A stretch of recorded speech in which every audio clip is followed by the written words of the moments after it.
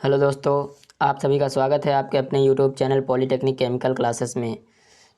तो अगर आप लोग हमारे चैनल पर फर्स्ट टाइम आए हो तो हमारे चैनल को सब्सक्राइब करो।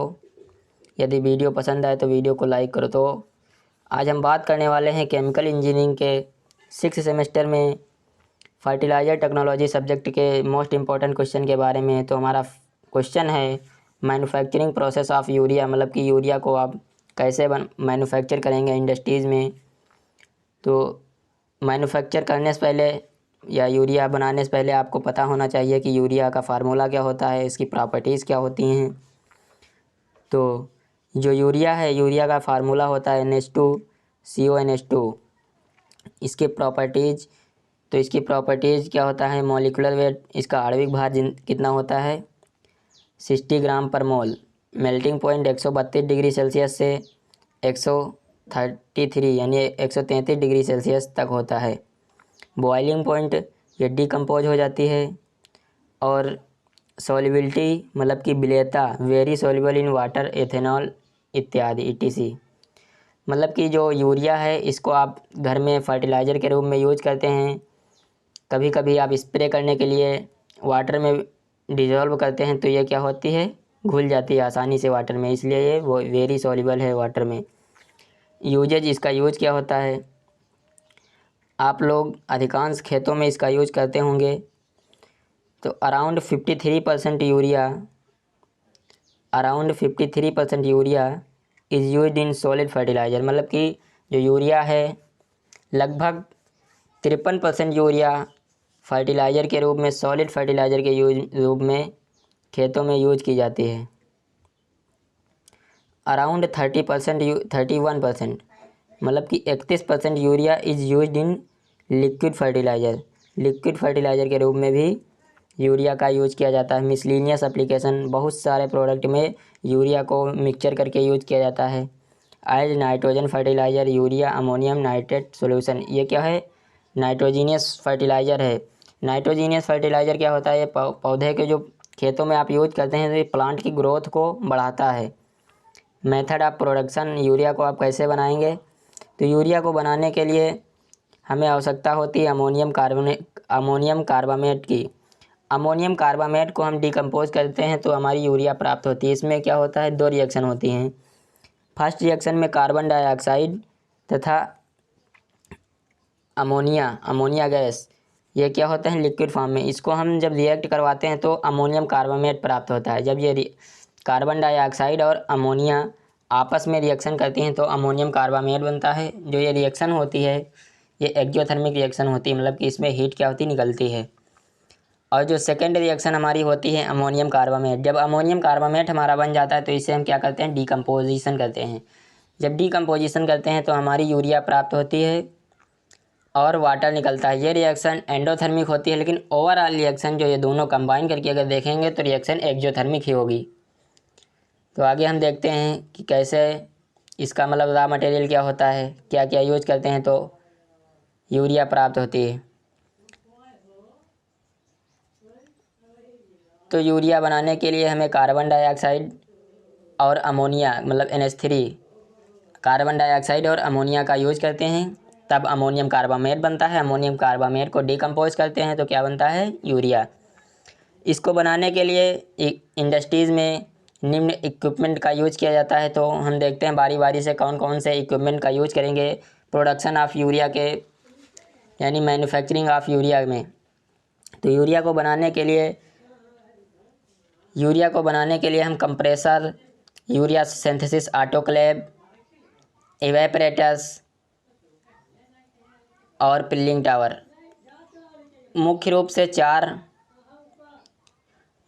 से चार कंपोनेंट का हम यूज करते हैं। तो कंप्रेसर फर्स्ट हमारा है कंप्रेसर के द्वारा किसी मटेरियल को कंप्रेस करके उसके प्रेशर को इंक्रीज किया जाता है। जो कंप्रेसर है इसका मुख्य कार्य क्या होता है, जो कंप्रेसर के द्वारा किसी मटेरियल को कंप्रेस किया जाता है, कंप्रेस करके उसके प्रेशर को इंक्रीज करते हैं। मतलब किसी मटेरियल को कंप्रेस करके उसके प्रेशर को क्या करते हैं, बढ़ा देते हैं। तो यूरिया के निर्माण में कंप्रेसर के द्वारा अमोनिया और कार्बन डाइऑक्साइड को कंप्रेस करते हैं, जिससे इसका क्या होता है, प्रेशर बढ़ जाता है। सेकेंड इक्विपमेंट है urea synthesis autoclave. Urea synthesis autoclave में क्या होता है, ऑटोक्लेव में मुख्यतः डीकम्पोजिशन की प्रोसेस होती है। डीकम्पोजिशन मतलब क्या होता है, जो अलग अलग करता है, डीकम्पोजिशन, जिसके द्वारा यूरिया बनती है। प्रोसेस के दौरान इसके अंदर का टेम्परेचर लगभग 185 डिग्री सेल्सियस और प्रेशर 180 एटीएम होता है। ऑटोक्लेव सिल्वर या टेंटलम से बना होता है। इसके अंदर मुख्यतः 2 केमिकल रिएक्शन होती हैं, जिसमें लगभग 1.5 से 2 घंटे लगते हैं। जो ऑटोक्लेव है इसमें मुख्यतः क्या होती हैं, 2 रिएक्शन होती हैं। इसमें जो समय लगता है 1.5 से 2 घंटे का समय लगता है। फिर जो थर्ड हमारा इक्विपमेंट यूज करते हैं यूरिया बनाने में, तो जो थर्ड है हमारा इवेपरेटर्स। इवेपरेटर में इवेपरेशन की प्रोसेस होती है, जिसके द्वारा किसी सॉल्यूशन में सॉल्वेंट को हटाकर सोल्यूट की मात्रा को क्या करते हैं, इंक्रीज करते हैं। इवेपरेटर में इवेपरेशन की प्रोसेस होती है, जिसके द्वारा किसी सॉल्यूशन में सॉल्वेंट को हटाकर या सॉल्वेंट को क्या करते हैं, रिमूव कर देते हैं, सोल्यूट की मात्रा को इंक्रीज किया जाता है। यूरिया की प्रोसेस में यूरिया सोल्यूट होता है। जो यूरिया होता है क्या होता है, सोल्यूट। और unreacted ammonium carbamate, ammonia, carbon dioxide, water क्या होते हैं, सॉल्वेंट मतलब कि विलायक। और जो यूरिया क्या है, सोल्यूट मतलब विलेय। यूरिया की प्रोसेस में कम से कम 3 इवेपरेटर, जो यूरिया बनाते हैं हम इंडस्ट्रीज़ में, इनमें कम से कम क्या होता है, 3 इवेपरेटर्स का यूज किया जाता है। 2 फ्लैश इवेपरेटर और 1 वैक्यूम इवेपरेटर। जो 3 का इवेपरेटर का यूज करते हैं, तो 2 फ्लैश इवेपरेटर और 1 वैक्यूम इवेपरेटर का यूज करते हैं। फ्लैश इवेपरेटर का टेम्परेचर लगभग 140 डिग्री सेल्सियस होता है और वैक्यूम इवेपरेटर का टेम्परेचर लगभग 135 डिग्री सेल्सियस होता है। पहले इवेपरेटर में प्रेशर 27 एटीएम तथा दूसरे में 1 एटीएम और वैक्यूम एवेपरेटर में 60 सेंटीमीटर एचजी होता है।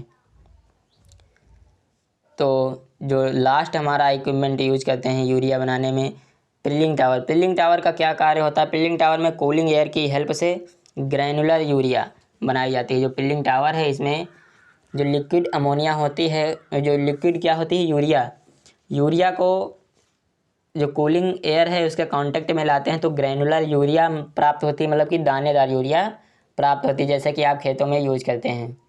वर्किंग प्रोसेस देख लेते हैं इसकी, कैसे क्या होता है तब हमें यूरिया प्राप्त होती है। वर्किंग प्रोसेस, सबसे पहले कंप्रेसर के द्वारा उसे 5 मोल अमोनिया और 1 मोल कार्बन डाइऑक्साइड को कंप्रेस करके यूरिया सिंथेसिस ऑटोक्लेव में भेजा जाता है। जो हमारा सबसे पहला ऑटोक्लेव मतलब एक तरह का रिएक्टर होता है, जहाँ पर मुख्यतः 2 रिएक्शन होती हैं।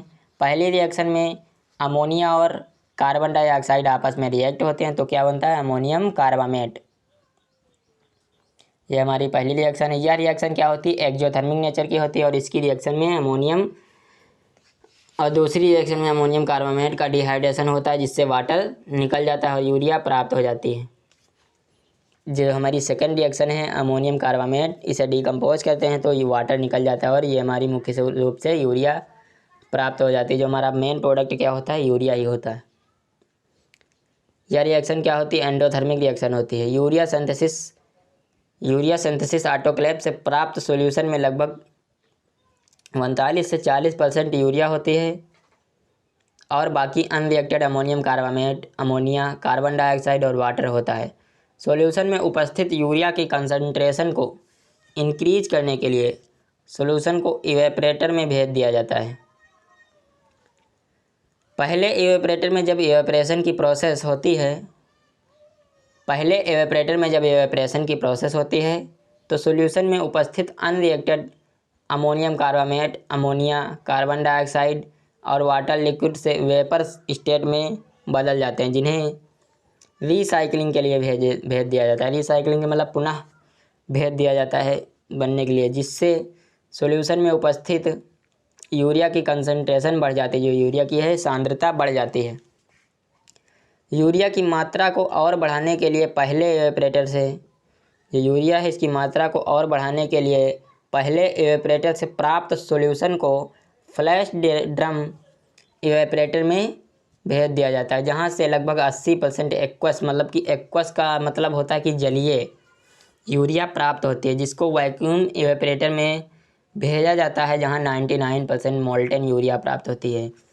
मोल्टेन यूरिया जो होती है, तो इससे हम क्या करते हैं, इसे हम सॉलिड फॉर्म में कन्वर्ट करने के लिए पिलिंग टावर में भेजते हैं। तो यहाँ पर देखिए, वैक्यूम इवेपरेटर से प्राप्त मोल्टेन यूरिया को दानेदार यूरिया में बदलने के लिए उसे पिलिंग टावर में भेज दिया जाता है। जो हमारी मोल्टेन यूरिया है, हमारी मोल्टेन यूरिया क्या है, मोल्टेन यूरिया प्राप्त हो जाती है। इसे हम दानेदार यूरिया बनाने के लिए या सॉलिड फॉर्म में कन्वर्ट करने के लिए क्या करते हैं, पिलिंग टावर में भेज देते हैं, जहाँ पर मोल्टेन यूरिया को टावर के टॉप से स्प्रे कराया जाता है। जो हमारा पिलिंग टावर होता है, उसमें मोल्टेन यूरिया को क्या करते हैं, टावर के टॉप से स्प्रे करते हैं, और टावर के बॉटम सेक्शन से कूलिंग एयर की सप्लाई की जाती है। जब molten urea and cooling air का आपस में कांटेक्ट होता है, molten urea and cooling air का जब आपस में क्या होता है, कांटेक्ट होता है, तो ग्रैनुलर यूरिया प्राप्त होती है या दानेदार यूरिया बनती है, जिसमें 1% से कम ब्यूरेट होता है। तो ये थी मैन्युफैक्चरिंग प्रोसेस ऑफ यूरिया। अगर आपको ये वीडियो अच्छी लगी हो तो वीडियो को लाइक करो और हमारे चैनल को सब्सक्राइब करो और अपने दोस्तों में भी शेयर करो, ताकि इस वीडियो का लाभ उन सभी दोस्तों को मिल सके जो केमिकल इंजीनियरिंग के लास्ट ईयर के छात्र हैं। तो यहीं पे हमारी वीडियो समाप्त होती है। मिलते हैं हम नेक्स्ट वीडियो में, तब तक के लिए जय हिंद जय भारत।